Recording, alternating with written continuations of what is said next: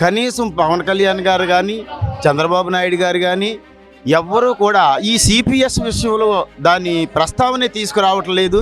రణబేరి 2.0గా మరి ఈ రోజున మనం చూస్తే ఇప్పటికే 3 సంవత్సరాలు గడిచినా కానీ కనీసం పిఆర్సీ కమిటీని కానీ పిఆర్సీ చైర్మన్ కానీ నియమించలేదు. మాకు ఏ ప్రభుత్వాలు వచ్చినా జెండాలు మారుతాయండి. వాళ్ళ యొక్క విధానాలు అయితే ప్రభుత్వ ఉద్యోగుల బట్టి ఏ రోజు మారలేదు. లాస్ట్ టైం మేము 6,000 మందితో ధర్నా చేయడం వల్ల ఒక డిఏ అనేది మాకు వచ్చింది. కానీ మేము ధర్నాలు చేస్తేనే పోరాడితేనే కానీ మాకేమి ఇచ్చేలా లేరు. నెల 1వ తేదీ కానీ 2వ తేదీ కానీ జీతాలు మాత్రం ఇస్తుంది, బకాయిలు మాత్రం అట్నే పెరిగిపోయినాయి. పిఆర్సీ కాదు ఐఆర్ ఇస్తాం, రాగానే మంచి ఐఆర్ ఇద్దామన్నారు. ఐఆర్ సంగతి లేదు, డిఎల్ లేవు, సిపిఎస్ ఎంప్లాయీస్ ఏం చేయలేదు, 1 year లో చేస్తా ఉన్నారు. అది లేదు, DL pending, DA arrears pendings. PRC ఇంతవరకు కమిషన్ లేదు. ముఖ్యమైన డిమాండ్ ఏంటంటే మాకు ఇప్పుడు వచ్చి పిఎఫ్ మేము దాచుకున్న అమౌంట్ అండి, అది ఎంత దారుణమో చూడండి. అసలు సుమారు 25,000 కోట్ల రూపాయలు బకాయిలు ఉన్నాయి. ఈ బకాయిలు తక్షణమే చెల్లించాలని చెప్పి రాష్ట్ర ప్రభుత్వం డిమాండ్ చేస్తున్నాము. ఇలా ఎంప్లాయీస్ కి తీరని అన్యాయం జరుగుతోంది. ఎదురు చూసి అలసిపోయాము. కనీస న్యాయం మాకు జరిపించాలని కోరుకుంటున్నామండి.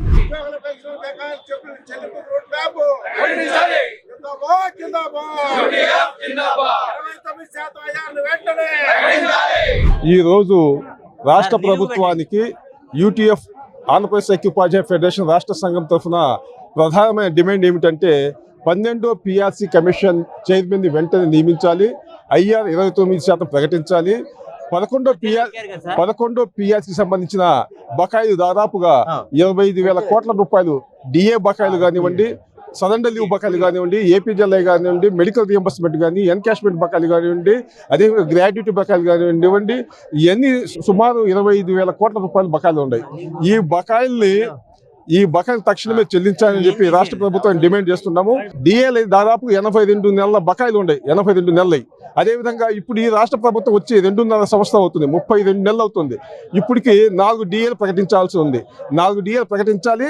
గతంలో 82 నెలల డిఏ బకాయిలు పెండింగ్ ఉన్నాయి. ఇవి కాకుండా రాష్ట్ర ప్రభుత్వం తక్షణమే పిఆర్సీ వేయమని చెప్పి మీనామేషాలు వేసి లెక్కిస్తుంది. గతంలో మా ప్రభుత్వం వచ్చిన వెంటనే మేము పిఆర్సీ కమిషన్ వేస్తాము, మీకు మంచి పిఆర్సీ ఇస్తాము, సకాలం జీతాలు 1వ జీతాలు చెల్లిస్తామని చెప్తున్నారు. కానీ ఈ ప్రభుత్వం వచ్చింది ఒకే ఒక పని చేసింది. ఏమిటంటే నెల 1వ తేదీ కానీ 2వ తేదీ కానీ జీతాలు మాత్రం ఇస్తుంది, బకాయిలు మాత్రం అట్నే పెరిగిపోయినాయి. బకాయిలు అట్నే పెరిగిపోతే ఒక వ్యక్తి ఎక్కువ అప్పులు అయినప్పుడు ఏం చేస్తాడు, ఐపీ ఎత్తేస్తాడు. అదే రాష్ట్ర ప్రభుత్వం కూడా ఈ 25,000 కోట్ల రూపాయల బకాయిల్ని త్వరలోనే ఎత్తేస్తుందని చెప్పి ఉద్యోగ ఉపాధ్యాయుల ఆందోళన ఉంది. కాబట్టి తక్షణమే రాష్ట్ర ప్రభుత్వం పిఆర్సీ కమిషన్ నిర్మించి ఐఆర్ 29% ప్రకటించి, అదేవిధంగా మెమో నెంబర్ 57 2003 డిఎస్సీ వాళ్ళకి తక్షణమే పాత పెన్షన్ పునరుద్ధరించాలని, గతంలో డిప్యూటీ సీఎం పవన్ కళ్యాణ్ గారు నేను వచ్చిన వెంటనే 1 సంవత్సరం టైం ఇస్తే సిపిఎస్ రద్దు చేసి మంచి పెన్షన్ పథకాన్ని అమలు చేస్తున్నారు. 1 సంవత్సరం వెళ్ళింది, 2.5 సంవత్సరం అంటే 32 నెలలు కావస్తుంది. అయినా కూడా డిప్యూటీ సీఎం గారు సిపిఎస్ మీద ఎలాంటి ఒక కమిషన్ కానీ ఏం వేయలేదు. దీన్ని కూడా ప్రభుత్వం ఆలోచించాలి. లేని పక్షంలో ఈ రాష్ట్ర ప్రభుత్వం గట్టి హెచ్చరిక చేస్తున్నాం. ఈరోజు దాదాపుగా 10,000 మంది అలంకార్ సెంటర్ వద్ద ధర్నాకు వచ్చాము. రాబోయే రోజుల్లో బీఆర్టీఎస్లో మరో ఉద్యమాన్ని తయారు చేస్తామని రాష్ట్ర ప్రభుత్వాన్ని గట్టిగా డిమాండ్ చేస్తున్నాం. Thank you. గవర్నమెంట్ చేసినటువంటి ఎంప్లాయీస్ చేసిన అన్యాయాల గురించి చాలా అన్యాయాలు. ఎందుకంటే ఈ గవర్నమెంట్ రాకముందు అంతకుముందు గవర్నమెంట్ని విమర్శించి ప్రతిపక్షంలో కూర్చున్నప్పుడు ఏవైతే చేస్తామని చెప్పి హామీలు ఇచ్చారో వాటిల్లో ఒక్కటి కూడా ఇంప్లిమెంట్ చేయలేదు. ఇంతవరకు చేయకుండా చాలా మోసం చేస్తూ ఎంప్లాయీస్ని టైం పాస్ చేసుకుంటూ వెళ్ళిపోతుంది. దాదాపు 2 years అయిపోతుంది. పిఆర్సీ కాదు ఐఆర్ ఇస్తాం, రాగానే మంచి ఐఆర్ ఇద్దామన్నారు. ఐఆర్ సంగతి లేదు, డిఎల్ లేవు, సిపిఎస్ ఎంప్లాయీస్ ఏం చేయలేదు, 1 year లో చేస్తా ఉన్నారు. అది లేదు, DL pending, DA arrears pendings. PRC ఇంతవరకు కమిషన్ లేదు. వేసిన కమిషన్ బట్ రిజైన్ చేసిన తర్వాత కమిషన్ నియమించడం లేదు. ఇలా ఎంప్లాయీస్కి తీరని అన్యాయం జరుగుతోంది ఈ గవర్నమెంట్లో.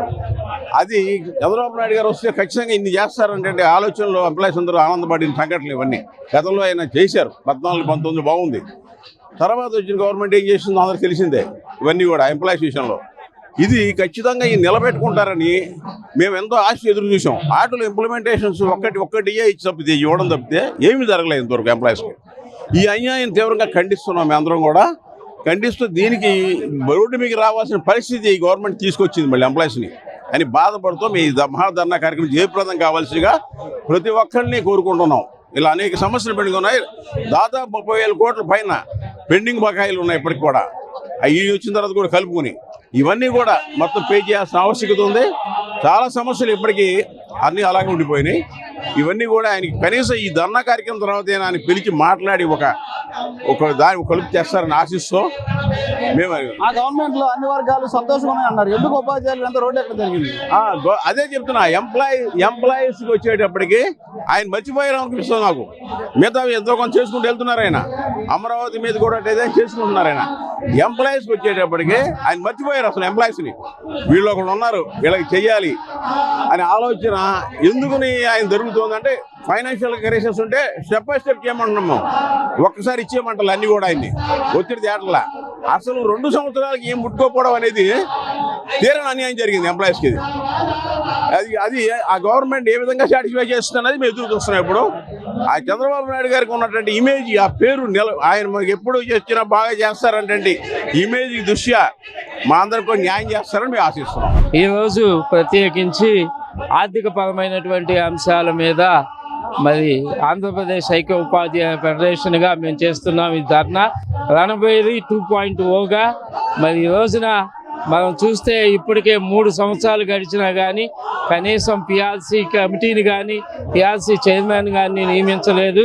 ఇప్పటి వరకు మరి ఎన్నో 42 మాసాల మేము పిఆర్సీని కోల్పోయాం. ఇంకా రానున్న కాలంలో 4 డిఏలు బకాయిగా ఉన్నాయి. ఆ 4 డిఏల సంగతి కూడా ఏమీ చెప్పటం లేదు.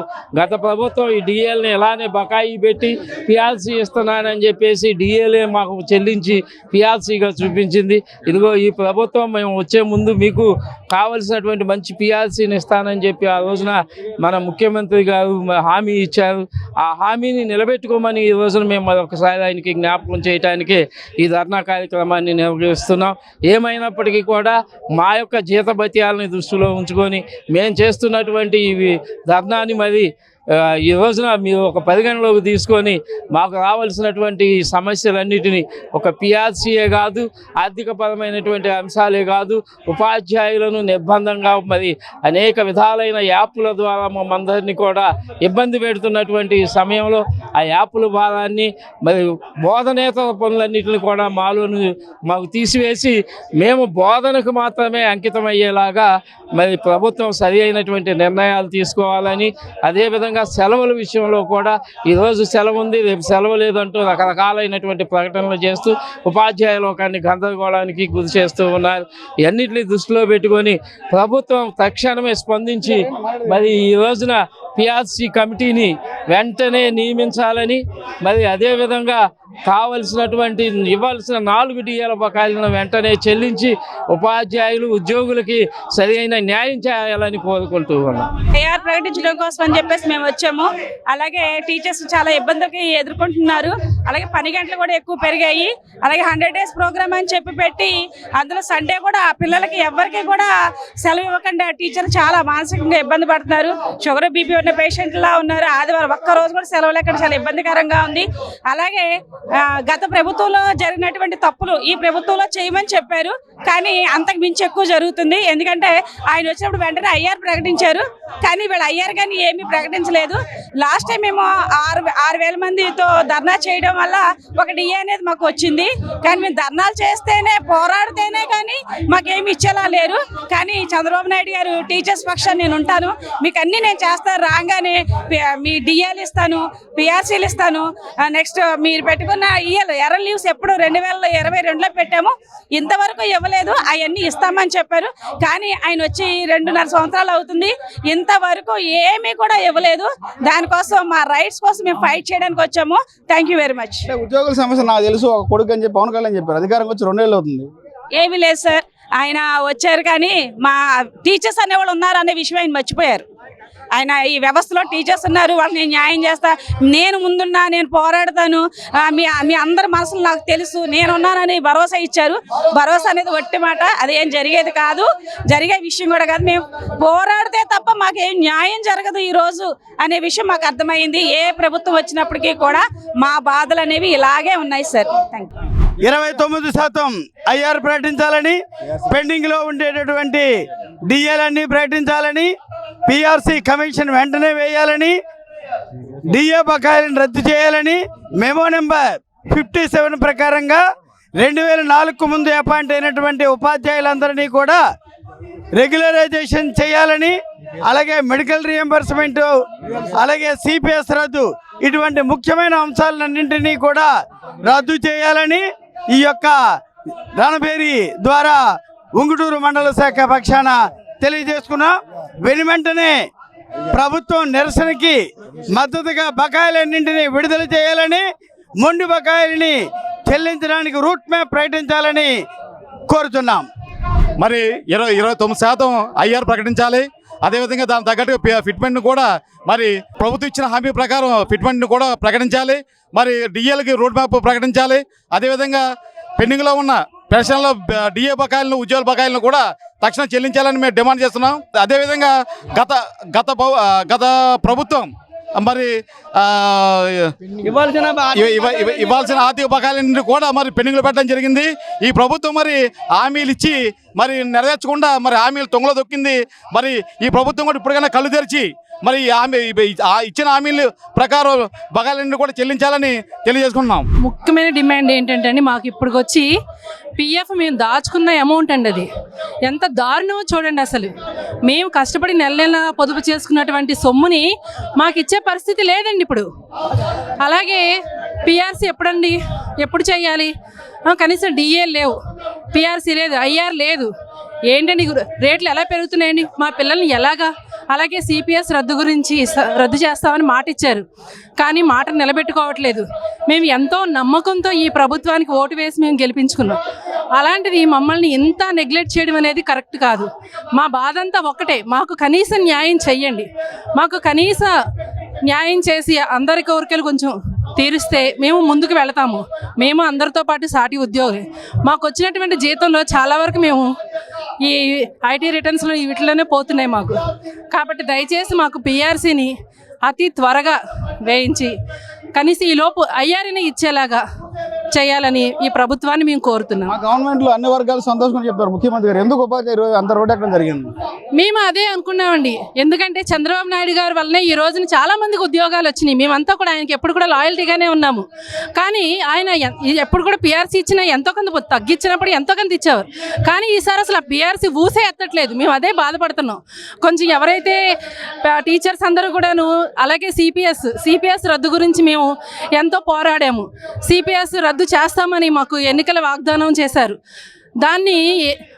దానికి కావాల్సినటువంటి న్యాయం మాకు జరిపిస్తే మేమందరం కూడా చాలా సంతోషిస్తాము.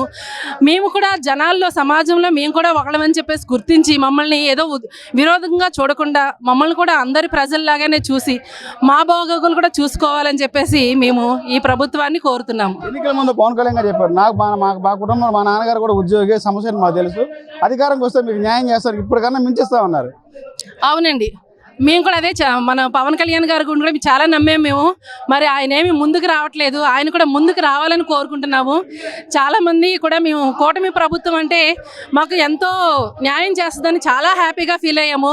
కానీ వచ్చాక చాలా ఎదురు చూసి అలసిపోయాము. కనీస న్యాయం మాకు జరిపించాలని కోరుకుంటున్నామండి. పవన్ కళ్యాణ్ గారు అయితేనేమి, మన గౌరవ ముఖ్యమంత్రి చంద్రబాబు నాయుడు గారు అయితేనేమి ఏమని చెప్పారంటే, ప్రభుత్వం ఏర్పడిన 1 సంవత్సరంలో అందరం కూర్చొని దానికి ఆమోదయోగ్యమైన పరిష్కారం మనం మాట్లాడుకుందామన్నారు. కనీసం పవన్ కళ్యాణ్ గారు కానీ, చంద్రబాబు నాయుడు గారు కానీ ఎవ్వరూ కూడా ఈ సిపిఎస్ విషయంలో దాని ప్రస్తావనే తీసుకురావట్లేదు. దయచేసి మేము అందరమే కోరేది ఏంటంటే, ఒక ప్రభుత్వ టీచర్ల మీదే నెపం నెట్టకుండా మొత్తం ఆంధ్రప్రదేశ్ గవర్నమెంట్కి సంబంధించిన ఉద్యోగులందరి కోరిక ఏంటంటే ఐఆర్ ముందు ప్రకటించడం, తర్వాత ముందు సిపిఎస్ విషయంలో మాత్రం ఆమోదయోగ్యమైన పరిష్కారం అన్నారు. కూర్చోబెట్టండి, నలుగురిని కూర్చోబెట్టి దానికి సంబంధించిన ఆమోదయోగ్యమైన పరిష్కారాన్ని మాత్రం మీరు సూచించగలరని మేము ఇప్పటికీ కూడా నమ్ముతున్నాము. ఎంతో ప్రయాస కోర్చి ఈ ప్రభుత్వం కావాలని, చంద్రబాబు నాయుడు గారు పవన్ కళ్యాణ్ గారి కాంబినేషన్లో ప్రభుత్వం కావాలని మేము ఎంతో కృషి చేసి సంగతి నాయకులకి కూడా తెలుసు. అందువలన ఏంటంటే మీరు మంచి హృదయంతో మా సమస్యల్ని ఒక పరిష్కారానికి తీసుకురండి. మేము ఎప్పుడు మీకు రుణపడి ఉంటాం.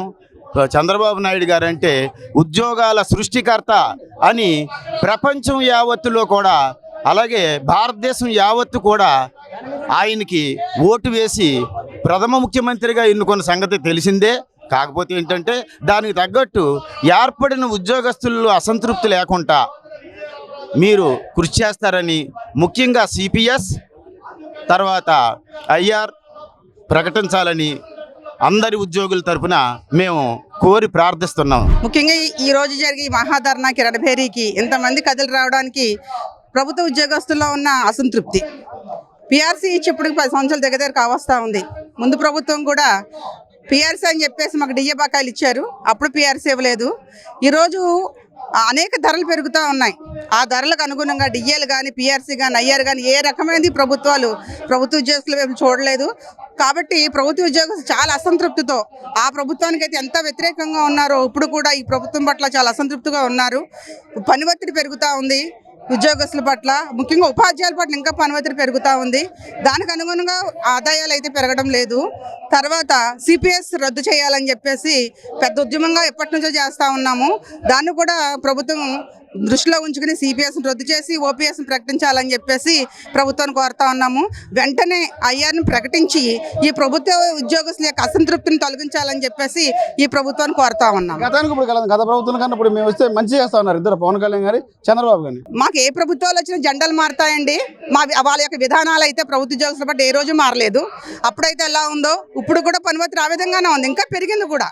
యాప్ల భారం తగ్గిస్తానన్నారు, ఇంకా ఏది చెప్తే కానీ ఇప్పుడు వచ్చినంటే పిఆర్సీ ఇస్తానన్నారు. ఇప్పుడు వచ్చి 2.5 ఏళ్ళు అయిపోతా ఉంది ప్రభుత్వం ఏర్పడి, పిఆర్సీ ఇవ్వలేదు, ఒక ఐఆర్ ప్రకటించలేదు. అలాగే పని భారం కూడా విపరీతంగా ఉంది. ముఖ్యంగా ప్రభుత్వ ఉద్యోగులు ఉపాధ్యాయులకి పని భారం పెరిగితే పిల్లలు నష్టపోతూ ఉంటారండి. పిల్లలకి సరైన విద్యను ఇవ్వలేకపోతా ఉన్నాం. మా దగ్గరికి ఎవరైతే వస్తారో పేద బడుగు బలహీన వర్గాలకి వాళ్ళకి మేము చాలా కష్టపడి చెప్పాలని అనిపిస్తుంది. కానీ ఈ ప్రభుత్వ పనితీరు, ఈ యాప్ల పనితీరు పట్ల క్షణంలో ఇస్తారు ఒకటి, వెంటనే ఇవ్వాలంటారు. అంటే అక్కడ ఆ తరగతిని వదిలేసేసి ఈ పని మేము చేయవలసి వస్తుంది. ఈ విధంగా విద్యార్థులు నష్టపోతూ ఉన్నారు. ఈరోజు ప్రభుత్వ స్కూల్స్ కూడా మూసే పరిస్థితి ఏర్పడతా ఉంది. కేవలం ఇదే ఉపాధ్యాయులు సరిగ్గా చెప్పట్లేదని చెప్తా ఉన్నారు, కానీ ప్రభుత్వాలు అవలంబిస్తున్న పనితీరు వల్ల ఈ ఉపాధ్యాయులు అయితే పాఠాలు చెప్పలేకపోతున్నారు. అలాగే ఈ ఎన్ఈపి న్యూ ఎడ్యుకేషన్ పాలసీ అనే విధానం కూడా చాలా తప్పుదోవగా ఉంది. పాఠశాలలు మూసేస్తూ ఉన్నారు. ఈరోజు 3,000 పాఠశాలలు సింగిల్ టీచర్ స్కూల్స్ మూసేస్తూ ఉన్నారు. మరి 3,000 మంది టీచర్స్ ఎట్లా పోతారు, ఎక్కడికి పోతారు వాళ్ళంతా? కాబట్టి ఈ విధానాలను తగ్గించి ప్రభుత్వ విద్యారంగాన్ని పెంచాలని, అంటే మీ హక్కుల కోసం ఎట్లా పోరాడుతూ ఉన్నామో మా బాధ్యత పిల్లలకి పాఠాలు చెప్పాలని ఒక బాధ్యతను కూడా మేము చాలా కర్తవ్యంగా యూటీఎఫ్ సంఘం తీసుకుంటూ ఉంటుంది. ఆ కర్తవ్యాన్ని కూడా ప్రభుత్వం దృష్టిలో ఉంచుకుని ఆ విధమైన విధానాలు అవలంబించాలని చెప్పేసి ప్రభుత్వాన్ని కోరుతా ఉన్నాం.